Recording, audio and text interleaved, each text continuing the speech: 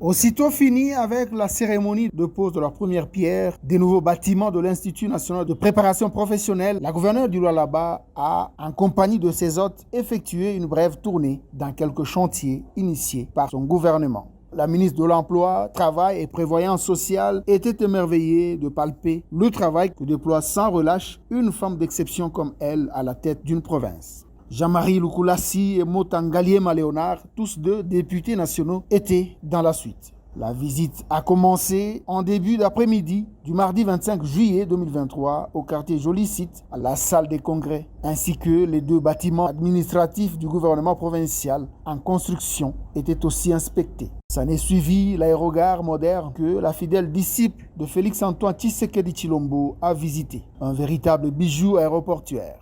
Une première en RDC, les salons pour les passagers de départ et d'arrivée, les installations sanitaires, les ascenseurs pour les personnes valides et celles vivant avec handicap, les escalators, les casernes anti-incendie et autres étaient passés au peigne fin par la gouverneure Masuka et ses visiteurs de marque. La chef de l'exécutif provincial et cette délégation des officiels de Kinshasa en mission étaient aussi sur le chantier de l'échangeur routier de Kolosi sur la route nationale numéro 39. Les travaux ont atteint 50% à la phase de la construction des culées et du remblayage pour atteindre le niveau des culées. En initiant la construction de ce chef-d'œuvre, l'objectif pour le gouvernement Masuka est de fluidifier la circulation dans le chef-lieu du Lualaba. À la suite de cette première phase, les infrastructures d'intérêt public dans le cadre du processus de changement d'image du Lualaba, recommandé par le président Tshisekedi, la ministre Claudine Ndoussi n'a pas caché son étonnement.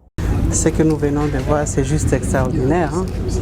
On a toujours dit que les femmes ne peuvent pas construire, mais voilà la différence entre donner la responsabilité à une dame et donner la responsabilité à un homme. Je ne vais pas dans le sens de dire que les hommes ne font rien, mais voici l'exception. Et donc le chef a eu raison de faire confiance à la femme. Nous avons visité beaucoup de chantiers, difficile même de les dénombrer. Toutes les infrastructures, on vient ici de voir l'aéroport, que je dirais ultra moderne. Alors les mots nous manquent. Madame la gouverneure, du chapeau, et lui donner encore un peu plus d'encouragement pour qu'elle aille de l'avant.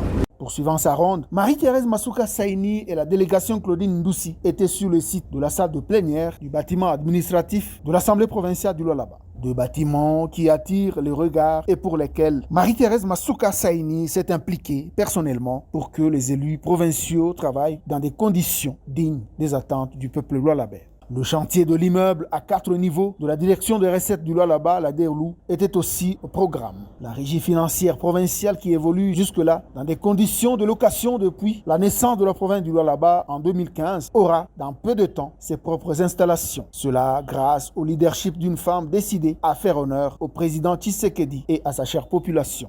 Ils étaient aussi dans la concession de l'hôpital général de référence Mwangeji, où prennent corps deux immeubles, à savoir la clinique moderne et le bâtiment administratif de la division provinciale et les programmes de santé. La chef de l'exécutif provincial est résolument engagée à offrir aux Lualabais des structures sanitaires de standard international pour mettre fin à l'épineux problème d'évacuation sanitaire de ses administrés. Sur place, les députés nationaux Jean-Marie Lukulassi et Ngaliema Mota Léonard ont à tour de rôle loué les prouesses de la gouverneure Masuka en extériorisant leurs émotions de joie. En tout cas, ce que nous venons de voir en tant que parlementaires, je le dis sans complaisance, que Madame gouverneure de Lualaba mérite la réélection à la tête de cette province. Parce que nous voulons les changements. Et le vrai changement, je le constate à Lualaba. Nazali ému, avec d'abord collègues députés, on a mon ami sur je conseille à tout Congolais, et si quand vous allez tout apporter la pierre, on a construction pour Canabiso. J'ai des larmes parce que en tant que collègue député, ça nous interpelle que chacun de nous puisse faire quelque chose pour ce pays. Maman, que de bon Dieu vous bénisse. Consacré à faire valoir et à vulgariser la vision du chef de l'État, le peuple d'abord, dans le Lualaba, l'un des poumons économiques de la RDC, la gestion de la gouverneure Marie-Thérèse Masuka Saini force à ces jours l'admiration des personnalités politiques de tous bords. toutes sont soucieuses de voir le Lualaba se développer à la tête de sa réputation minière. Dans tous les chantiers visités, la ministre Claudine Ndoussi a remarqué avec satisfaction la manière dont Marie-Thérèse Masuka et son équipe gouvernementale ont donné de l'emploi à plusieurs centaines de jeunes Congolais.